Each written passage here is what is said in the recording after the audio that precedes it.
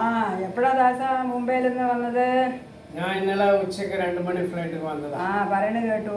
സുഖം തന്നെയല്ലേ? സുഖം തന്നെ, സുഖം, പരമസുഖം. അപ്പൊ വീട്ടില് വന്നപ്പോ അമ്മ പറഞ്ഞു, എന്ത് നമ്മുടെ വിമള മാമി ഭയങ്കര കമ്പനിയൊക്കെ തുറന്നിട്ട് ഭയങ്കര ഫേമസ് ആയി അങ്ങനെ പറഞ്ഞു. മനസ്സിലായില്ല. എന്താണ് ചോദിക്കുമ്പോ അമ്മ പറഞ്ഞു, നീ നേരിട്ട് കൊണ്ടുപോയി കണ്ടിട്ട് വേണം പറഞ്ഞു. അപ്പൊ അതുകൊണ്ടാ വന്നതാണ്. അങ്ങനെ ബിസിനസ് തുടങ്ങാണ് മൈൻഡ് ചെയ്തായി. മൈൻഡില് അത് ചെറിയൊരു കോമഡിയാണ്. കാരണം ചെറിയൊരു കോമഡി. ഞാൻ വീട്ടിൽ എപ്പോഴും ടിഫിന് വേണ്ടിയിട്ട് റവയുടെ ഉപ്മാവ് ഉണ്ടാക്കും. എൻ്റെ അമ്മയ്ക്ക് അറിയാതെ. പക്ഷെ അതിൽ അധികം എണ്ണ ഒഴിക്കില്ല. അത് ആരോഗ്യത്തിന് നല്ലതല്ല എണ്ണ. അപ്പൊ അത് അങ്ങനെ ഇളക്കി ഇളക്കി വരുമ്പോ കുറച്ച് ഗമ്മ് മാതിരിയൊക്കെ ആവും. പിള്ളേർക്ക് ഇഷ്ടമാണ്, അവര് നല്ലപോലെ കഴിക്കും. അത് നന്നായിട്ട് പറഞ്ഞ ചട്നിയൊക്കെ വെച്ചിട്ട്. അപ്പൊ ഒരു ദിവസം എൻ്റെ മോളെ പെണ്ണ് കാണാൻ വന്നു. പെണ്ണ് വീട്ടുകാർ വന്നു, എല്ലാവരും വന്നിരിക്കുന്നു. അപ്പോഴാണ് അവളുടെ വരവ് കോളേജിൽ നിന്ന് വിശപ്പോടെ അവിടെ വരുന്നവള്. വന്ന ഉടനെ അടുക്കളയിൽ പോയിട്ട് രാവിലത്തെ ഉപ്മാവ് ഉണ്ടായിരുന്നു, അത് കഴിച്ചിരിക്കണം. അത് കഴിച്ചിട്ട് ഒന്നും കുടിക്കുകയൊന്നും ചെയ്യാതെ തോന്നുന്നു പുറത്തേക്ക് വന്നു. ഡ്രസ്സ് മാറിയിട്ട് പുറത്തേക്ക് വന്ന് കുറച്ച് നേരം പയ്യനോ കാപ്പിയൊക്കെ കൊടുത്ത് എല്ലാം കഴിഞ്ഞിട്ട് പയ്യന് പെണ്ണിൻ്റെ അടുത്ത് സംസാരിക്കണം. ഇപ്പം നടക്കുന്ന സമ്പ്രദായമാണല്ലോ അത്. അപ്പം ശരി പറഞ്ഞ് ഞങ്ങൾ അവരെ സംസാരിക്കാൻ വിട്ടു.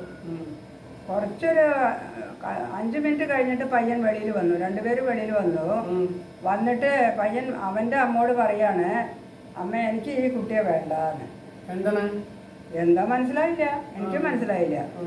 അവര് പോയി എന്നിട്ട് ഞാൻ അവളോട് ചോദിച്ചു എന്താടി ഉണ്ടായതെന്ന്. അപ്പോൾ അവള് പറഞ്ഞു, അമ്മ എനിക്ക് ഇതൊരു നിമിഷം പറഞ്ഞിട്ട് വായ കഴുകിയിട്ട് വന്നിട്ട് ഞാൻ ആ ഉപ്മാ കഴിച്ചിട്ടാണ് വന്നത്, എനിക്ക് സംസാരിക്കാൻ പറ്റിയില്ല. അപ്പോൾ വായുടെ ഉള്ളിൽ നിന്ന് ഉപ്മാവൊക്കെ എടുത്തിട്ട് ആണ് ഞാൻ ഇപ്പോൾ സംസാരിക്കുന്നത്. എനിക്ക് തുറക്കാൻ പറ്റിയില്ല വായ. അപ്പോൾ അയാൾ എന്നെ ഊമാന്ന് വിചാരിച്ചിട്ടുണ്ടാവും.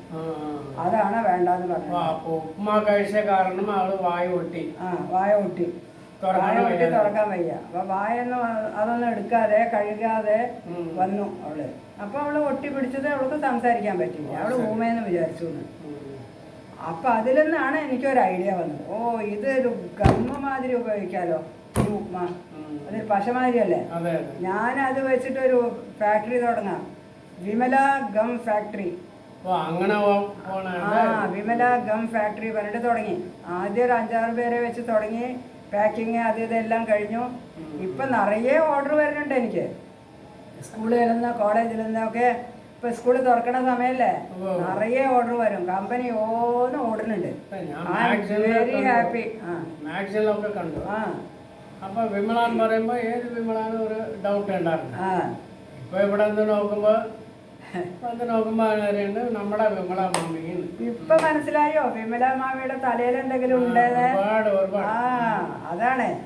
അപ്പൊ ആ ചെറിയ ഉപ്മ കാരണം ഞാൻ ഒരു ഫാക്ടറി ഉടമയായി ഇപ്പോ. മനസ്സിലായില്ലേ? അപ്പൊ ശരി, നീ ഇരിക്കാ, ഞാൻ ചായ ഉണ്ടാക്കിക്കൊണ്ട്.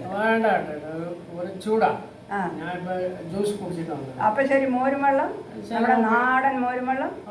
ശരി ശരി, കൂടെ കുറച്ച് ഉപ്മാവും വേണ്ട കേട്ടോ.